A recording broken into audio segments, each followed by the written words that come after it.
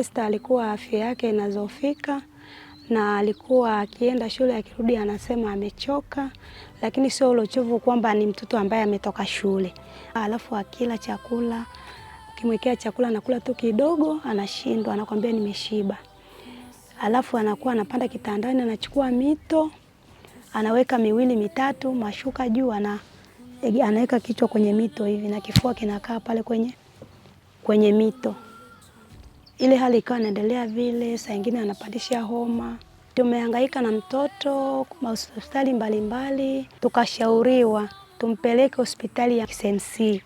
KCMC tulipofika tena pale wakamcheki na wao wakasema kweli ana matatizo ya moyo, lakini uende JKCI. Tulipofika JKCI tukapokelewa, akachukuliwa vipimo, wakagundua kwenye mshipa mkubwa wa moyo kuna kinyama kimeota, na hivyo inabidi afanyiwe operation. Simwache apotee, tunaweza sote. Sasa tatizo lilikuja kwenye gharama za upasuaji. Wakaniambia ili afanyiwe upasuaji natakiwa niwe na milioni 13. Mimi maisha yangu ndio hivi unavyoniona ninavyoishi hapa. Mimi ndio baba, mimi ndio mama. Hiyo milioni 13 nitaipata wapi? Nilichanganyikiwa, ilifika hatua nilipoteza tumaini la mtoto wangu kuishi. Ngoja kono wetu, kidogo chako kinaweza kuokoa tabasamu kurudi. Lakini siku moja daktari akaja akasema Esther kesho anatakana aende chumba cha upasuaji. Sikuamini, nikauliza kwani nani aliyelipa hizo milioni 13? Wakasema mtoto amepata ufadhili kutoka kwenye mfuko wa Heart Team Africa Foundation.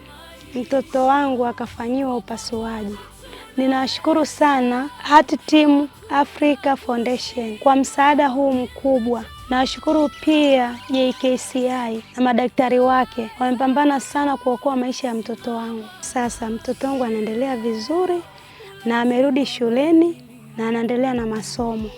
Namshukuru sana Mheshimiwa Rais Mama Samia kwa msaada wake mkubwa sana kwa watoto wetu ambao hawana uwezo, na ninaomba Mungu ambariki. Ninawashukuru sana wadau wote waliochangia matibabu ya mtoto wangu. Ninaomba waendelee kuchangia kupitia Heart Team Africa Foundation ili watoto wengine ambao hawana uwezo waendelee kusaidiwa.